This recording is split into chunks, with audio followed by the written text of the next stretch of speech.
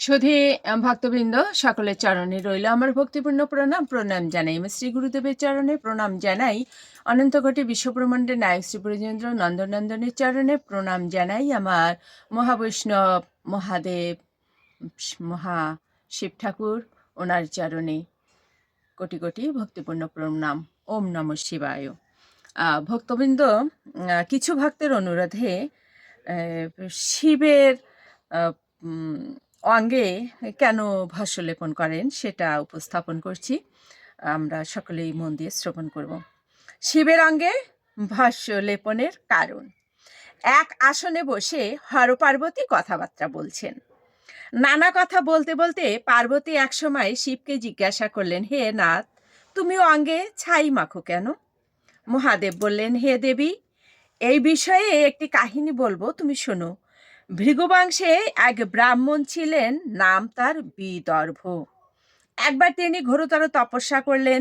শীতে জলের মধ্যে বসে, গ্রীষ্মকালে চারপাশে আগুন জ্বেলে, বর্ষায় বৃষ্টিতে ভিজে তপস্যা করলেন।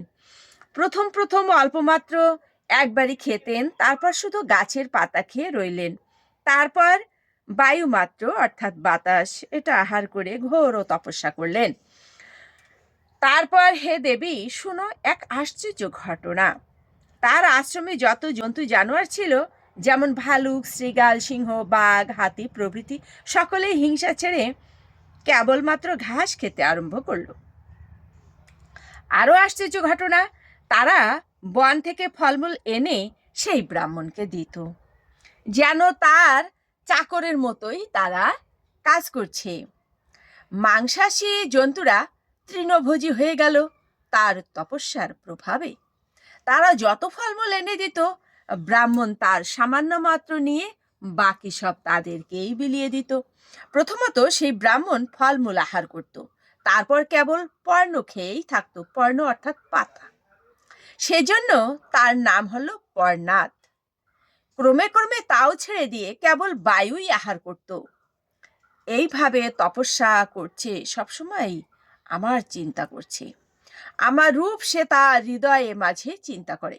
শুধু ভক্তবৃন্দ, এটা কিন্তু ওই মহাদেব বলছেন যে আমার রূপ সে তার হৃদয় মাঝে চিন্তা করে। ক্রমে ক্রমে পবিত্র আত্মা হলো, তার দেহ থেকে এক জ্যোতি বের হলো, জ্বলতে লাগলো ত্রিভুবন। আমি সন্তুষ্ট হয়ে বর দিতে গেলাম। যোগবলে ব্রাহ্মণ একেবারে শুষ্ক দেহ আমাকে দেখেই লুটিয়ে পড়লো আমার চরণ তলে। চেতন হারালো সে, তখন আমি তাকে তুলে ধরলাম। আমার স্পর্শে চেতন ফিরে এলো। তার তপস্যার ধন আমাকে পেয়ে আনন্দে বহু স্তব করলো আমার। তখন আমি তার প্রতি সন্তুষ্ট বললাম, হে ব্রাহ্মণ, আমি তোমার স্তবে খুবই খুশি। বহু কষ্টে তপস্যা করেছ তুমি, এখন বলো কি চাই তোমার? তারপর সেই বিপ্র ধীরে ধীরে উত্তর করলো, হে দেব, আপনার যখন দেখা আমি পেয়েছি, তাই আমার আর কোনো চিন্তা নেই।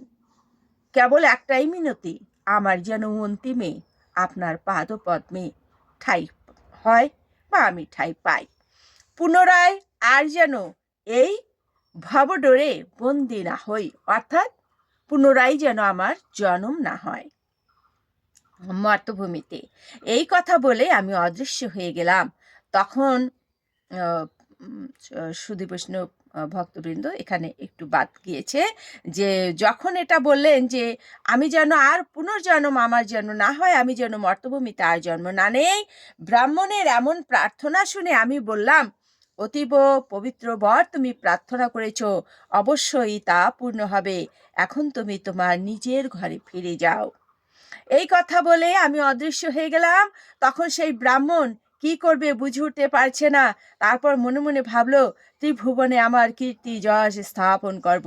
তখন সে যোগ আসনে বসে আবার তপস্যা শুরু করলো। আমার স্বরূপ চিন্তা করে স্থির হয়ে স্পন্দনহীন হয়ে গেল। তারপর অকস্মাৎ যোগের তেজ বের হয়ে তার সমস্ত দেহকে পুড়িয়ে দিল। তখন তার সুবিমল অন্তরাত্মা আমার চরণে প্রবেশ করলো, আর তার দেহ ভস্মীভূত হয়ে যাওয়ার পর তার থেকে অপূর্ব ভস্য বের হলো। সেই ভস্য দেখে আমার খুব আনন্দ হলো। সেই ভস্য আমি হাতে করে নিলাম। সেই ভাষ্যের স্পর্শে আমার মনে প্রচুর আনন্দ হলো। কি মনে করে আমি সেই ভাষ্য আমার সর্বাঙ্গে মেখে নিলাম। ভক্তের দেহের ভাষ্য দেখে ভস্য মেখে আমার দেহের শোভা বর্ধন হলো, অপূর্ব হয়ে গেল।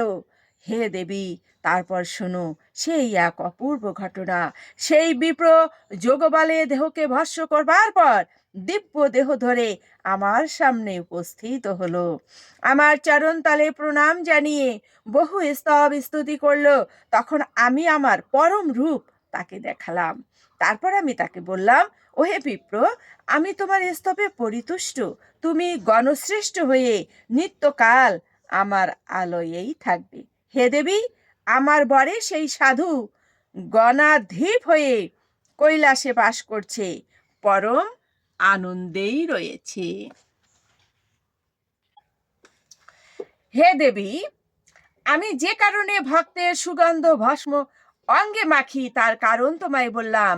প্রয়াগে, পুষ্কর আদিতে, তীর্থে যেই ফল লাভ হয়, ভস্য স্নানেও সেই ফল। গায়ে ভস্য মেখে তপস্যা করলে সহজে সিদ্ধি লাভ হয়। রাক্ষস পিশাচীদের থেকে ভয় দূরে যায়। যার অঙ্গে ভস্য থাকে যম তার কাছে যেতেও পারে না। শুধু বৈষ্ণব ভক্তবৃন্দ, আমরা কিন্তু এটা শ্রবণ করলাম যে মহাদেব কেন অঙ্গে ভস্য লেপন করেন। শুধু বৈষ্ণব ভক্তবৃন্দ, কিছু ভক্তের অনুরোধে এটা উপস্থাপন করলাম। আমরা সকলে এটা শ্রবণ করলাম এবং আসছে চতুর্দশী তিথি খুব নিকটেই। আমরা যেন সকলেই এই চতুর্দশী তিথি পালন করি। আজ এ পর্যন্তই। সকলে ভালো থাকবেন। আপনাদের আবারও আমি প্রণাম জানিয়ে, আমার শ্রী গুরুদেবের চরণে প্রণাম জানিয়ে, আমার ভগবানের চরণে অনন্ত অনন্ত কোটি কোটি প্রণাম জানিয়ে মহাদেবের প্রতি শ্রদ্ধা রেখে রাখছি। ওম নমঃ শিবায়, ওম নমঃ শিবায়, ওম নমঃ শিবায়। ওম শান্তি, ওম শান্তি, ওম শান্তি, শান্তি শান্তি।